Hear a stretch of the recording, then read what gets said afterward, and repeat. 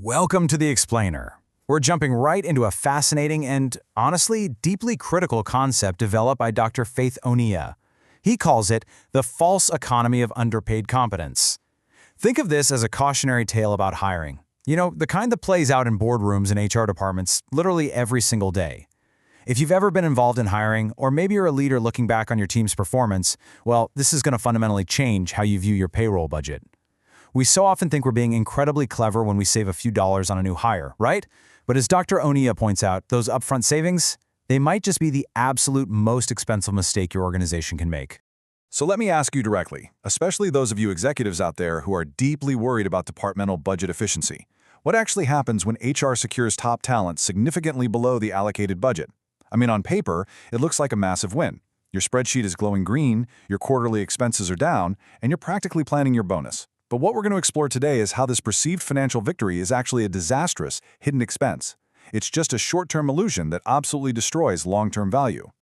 Okay, let's dive into this with a classic hiring scenario. Picture the negotiation table. The candidate walks in, clearly highly skilled, and they state their expectation, $250,000 per month. But HR pushes back with that familiar line. You know, we really like your profile, but that's just a bit above our current budget. The candidate genuinely wants the role, so they offer a compromise of $240,000. But HR pushes even harder.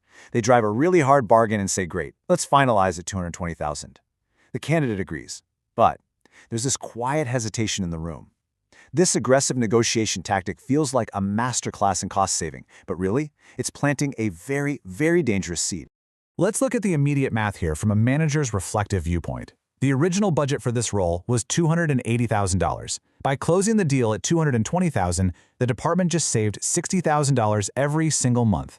Looking back as a manager, in that exact moment, you feel this immense sense of pride. I mean, you protected a bottom line, you brought in top-tier competence, and you did it at a massive discount. In the short term, that $60,000 looks like pure profit.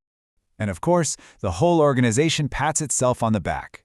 The HR manager smiles, leadership nods, and everyone agrees, excellent, smart hiring decision. But this surface-level success fundamentally misunderstands the real purpose of human resources. Think of it like a sports team. Imagine drafting a star quarterback, literally the exact player you need to win the championship, but you negotiate aggressively and pay him like a rookie bench warmer just to save some salary cap space. Sure, your budget looks fantastic today, but what happens when he actually gets on the field? You haven't secured a bargain, you've secured a ticking time bomb. Now, what's really interesting about this slide is the inevitable turning point. A few weeks pass, and you know how it is in every office. The truth eventually comes out. Our talented new hire discovers something deeply unsettling. Imagine the scene. They're grabbing coffee with a close work friend or just having a casual chat in the break room, and the realization hits them. They discover that their colleagues, people doing the exact same job with the exact same expectations, are earning between $270,000 and $280,000. Suddenly, that $220,000 they accepted, it doesn't feel like an opportunity anymore. It feels like a complete insult.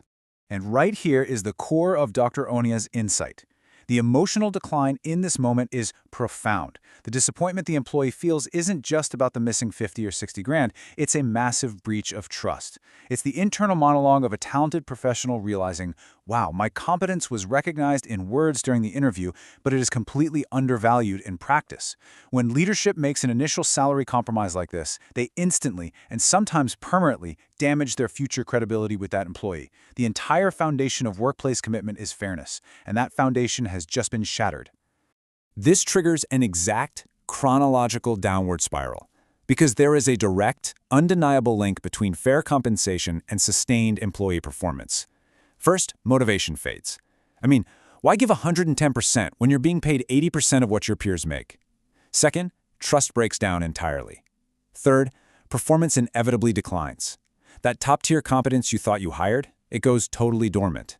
And finally, step 4, the resignation letter appears. This cycle shows exactly how pay gaps systematically erode overall workplace commitment until the employee just walks out the door. So if you're an executive guarding that budget, look at the reality of these numbers. On one hand, you have your short-term upfront savings. That's $60,000 a month you were so proud of. But lurking right behind it are the hidden replacement expenses that absolutely wipe out those savings. When that underpaid employee resigns, a new vacancy appears. Now you have to start a whole new recruitment process. You face massive onboarding and training expenses for their replacement. And worst of all, you suffer weeks or even months of lost time and productivity. The incredibly high cost of talent churn makes your initial budget savings mathematically irrelevant. So what initially looked like a super clever saving strategy actually introduced massive hidden financial risks to your organization. By negotiating too aggressively, the company didn't just hire someone at a lower rate. It actively hired resentment, it hired disengagement, and it practically guaranteed future turnover.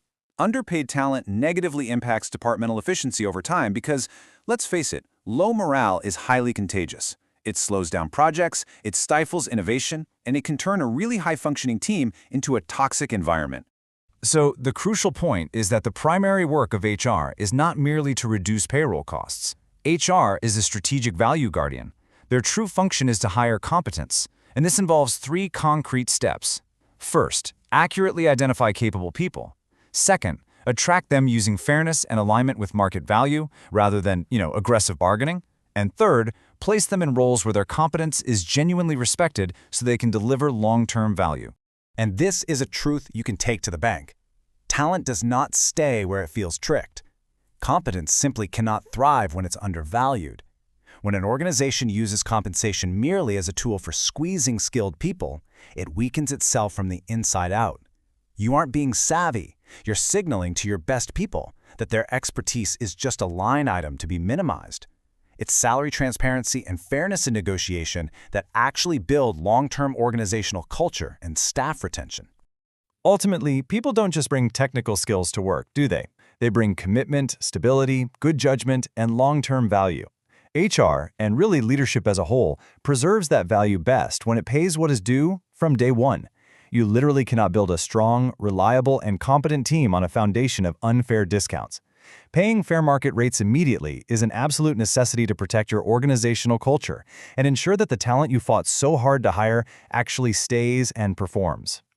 I want to leave you with a final provocative thought from Dr. Anya to reflect on. Have you ever seen organizations lose truly good people because they tried to negotiate too aggressively on salary? Take a moment to reflect on your own experiences. When we undervalue competence to save a little budget up front, are we really saving money, or are we just renting resentment until that person finds an employer who truly values their worth? Think about that the next time you're sitting at the negotiation table. Thanks so much for joining me in this explainer, and keep valuing the competence that drives your success.